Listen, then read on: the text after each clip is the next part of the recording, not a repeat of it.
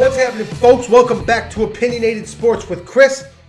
I got a good one for you today. We're going to briefly talk about the Portland Trailblazers Pelicans series, which ended in a sweep. And then I'm going to do a just a little bit too soon preview of the Pelicans Warriors next round playoff matchup. Man, that's going to be a good one. As always, guys, go check me out on the Sports Me app. Available in the Apple Store right now. Put it on your iPhone or your iPad. You can go on there. I'm on there live debating every day. But be careful. Don't get your feelings hurt. Because I'm out there dropping bombs. Hashtag hot takes. That's what we got going on. Chris and Chris Dorm Room Sports just dropped another episode. It's currently on Apple Podcast and Google Play Music. Soon to be on Spotify. Just waiting for that release. I don't know how long it takes on the forum that we use to drop the podcast on. We're still working out a few audio issues, but we've actually got them worked out now. And in all episodes going forward, you're going to hear a different audio sequence for Chris and Chris Dorm Room Sports. So go check that out. Check me out on the Sports Me app. Go to opinionatedsports.com. You can get links to all of my material across the board. I'm going to go make sure I get that all updated tomorrow. Can't wait. See you guys out there. Let's get some debates happening.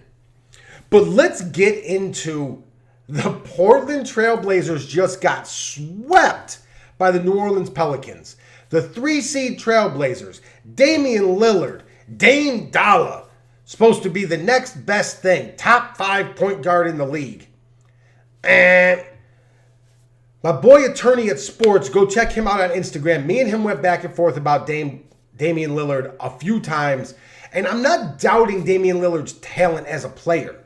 He is talented. He's a good basketball player. But what he is not is a winner and a playoff caliber talent. He's going to have to leave. The Portland Trailblazers are going to have to pull the plug on this project and say, you know what? This isn't working. We need to fix this. So Damian Lillard is going to have to leave, and they're going to have to revamp whatever it is they're trying to do. The problem is, and no offense to anybody who's listening in Portland, who's going to Portland? What free agent's going out to Portland? Let's be honest. They're going to run into the same problem that the Milwaukee Bucks have, that the Charlotte Hornets have.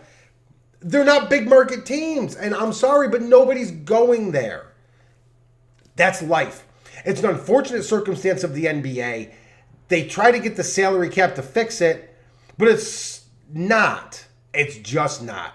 But I can't hate on them too much because Adam Silver's doing a great job with the NBA, and they are on the rise and soon to be taking over the NFL as America's game, in my opinion. So Portland's got to pull the plug. But guess who doesn't have to pull the plug? The New Orleans Pelicans. Guys, the Pelicans. I hope you got to watch at least one or two of these games of this series. If you didn't, make sure you watch the Pelicans and Warriors next round. Yes, I'm assuming the Warriors are going to win. They're up 3-0 on the San Antonio Spurs right now. That series is over. So, whatever. So in this Portland series, we got to showcase a few things in Portland, in New Orleans, that you didn't really get to see much of during the year. One of those is a thing I'm going to call playoff Rondo. Rajon Rondo in the playoffs is a superstar, looks like a first ballot Hall of Famer. He is the guy you need on that team, the ultimate distributor of the ball, a just gritty defender, rebounder, does everything that you need from a playoff point guard. He doesn't even care if he scores. He doesn't care. He gets into the lane, he finds the cutters, and they all cut behind him. They all find an opening in the lane. It's just great basketball to watch. So you have Rajon Rondo, and then you have what I consider to be the most underrated player in all of NBA basketball. And that's Jrue Holiday. Jrue Holiday is a top 3 two-way player in the league. Kawhi Leonard is the best two-way player in the league. I don't count him anymore. I don't care about Kawhi Leonard. I'm done with him after the stunt he's pulled in San Antonio right now. But he's still the best two-way player in the league. After that, you have a lump of a few guys that are right there that I'm going to put Jrue Holiday at the top of. He's a better two-way player than Jimmy Butler. Everybody who's heard my podcast knows that I don't think Klay Thompson is as good as he gets the hype for. So I don't have him anywhere near a Jrue Holiday caliber. Jrue Holiday put the clamps on Damian Lillard, locked him down, shut him off like he forgot to pay his power bill. You get nothing. And Damian Lillard's talented. Shut him down. Next series, we get to see Jrue Holiday and Klay Thompson go at it. That's going to be epic. I have edge Jrue Holiday.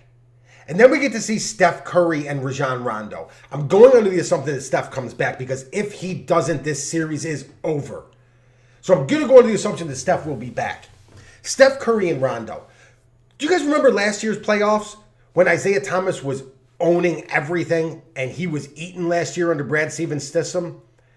Before Rondo got hurt, that Chicago Bulls team was winning the series and was going to move on. And then Rondo got hurt and there was nobody left to guard Isaiah Thomas. Isaiah Thomas is the same style of player as Steph Curry. Smaller, quicker, in the lane, can shoot, all of that. Rondo has the potential to be able to ball deny him and guard him when he does touch it. You can't shut Steph Curry off. You can't shut him down, but you can contain him. If you can keep him in the 18 to 22 point range, you have done your job. Rondo is more than capable of that. So both of those matchups are going to be phenomenal. And I give the Jrue Holiday matchup to the Pelicans. I will give the Steph Curry matchup to the Warriors barely. Barely. Because Steph can't guard Rondo at all. Rondo will bully ball him and muscle him down in the paint and not even care. But then we get to the real marquee matchup. And I don't know if it's going to shake out this way. If I'm the Pelicans head coach, this is what I would do. And if this is what happens, this is the matchup. Anthony Davis and Kevin Durant. Because you don't have to have Anthony Davis guard Draymond Green. It's unnecessary. Kevin Durant is bigger and a better scorer. Draymond Green is not the offensive weapon in that system. And if somebody's going to beat you, it's going to have to be Kevin or Draymond Green. So you put Etuan Moore on him, who is shorter by a couple of inches, but is very athletic and is a willing defender, if not a capable defender. He's not a very good defender. He's not, but he's willing and he puts the effort there.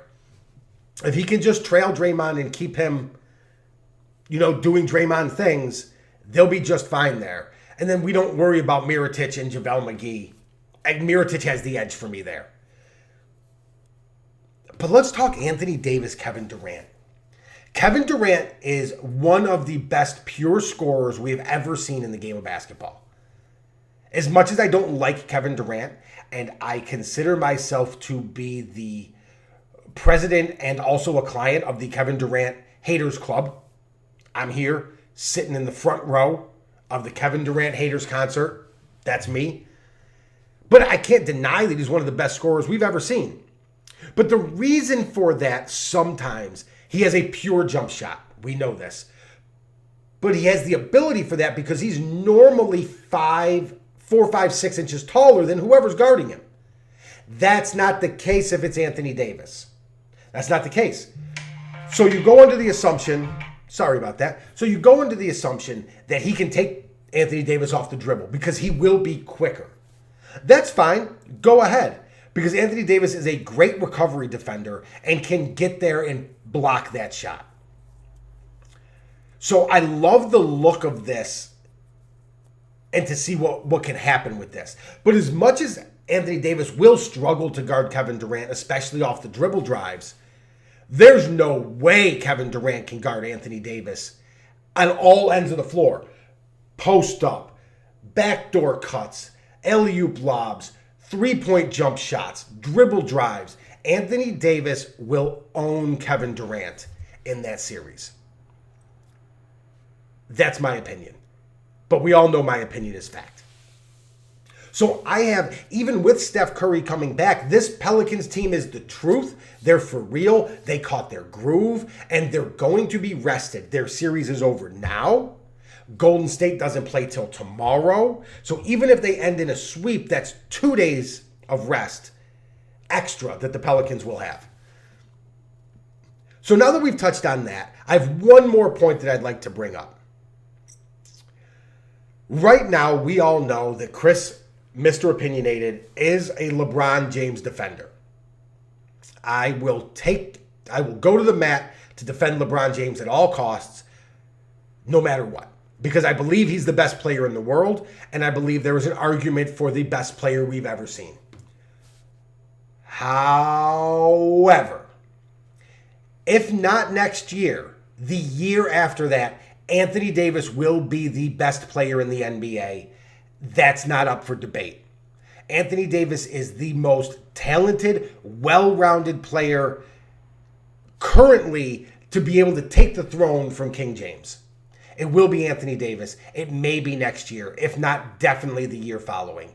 And by if not next year, the year following, the Pelicans are going to start winning championships. New Orleans, while it's not a free agent destination hotspot now, it's not for geographic location. New Orleans is actually a desirable place to go live and play. Unlike, again, no offense to these cities, but unlike your Milwaukees or your Portlands, things like that, where people just really, why do I want to go play there? Why? Who wants to go live in Milwaukee, people? Let's be real. So Anthony Davis is the next best player in the world, which leads me to what's going to happen in 5 years. Even stretch it to 7 if you have to, but when LeBron James is retired, Steph Curry is aging, if not retired, with injury problems, because we all know that he's got bum wheels. Kevin Durant is getting older, into his mid-30s, and is going to be coming to the end of his career. The young guns of today are going to be taking over the NBA in 5 years. Those are your Anthony Davis, Giannis Antetokounmpo, Kristaps Porzingis, Joel Embiid, Ben Simmons. Do you see a pattern developing here? All of those guys are 6'10 or taller. All of those guys, with the exception of Ben Simmons, can play inside, outside. Ben Simmons doesn't shoot threes. I don't believe he even attempted one all season. But if he gets that part of his game together in the next 5 years, there's going to be, coming up, the era of the big man. So what do you guys think of the potential era of the big man coming up? Do you like it? Is it too much? What happens to guys who are under 6'6"? Do they just not make NBA teams anymore? Do you have to be 6'6" or taller now to even be able to play? Because how can you fight through switches? How can you switch every defensive possession, which is what's happening now in the NBA, and get guys like Steph Curry guarding Anthony Davis? How? The NBA just won't survive like that. It's going to be the era of the big man because the talent level is drawing them away from the basket, showcasing their shooting capabilities while still keeping an inside presence. Anthony Davis can play in the post. He can play outside. He can pass. Don't forget this about Anthony Davis. This kid was a 6'2" guard his senior year in high school. He was a point guard, so he still has point guard mentality and point guard skills. He just sprouted 9 inches before his freshman year in college and came into Kentucky as a center. So hit me up on the text line, guys, at 315-355-3699. Tell me what you think about this upcoming era of the big man. Is this good for basketball or is this bad? Do we lose sight of guards?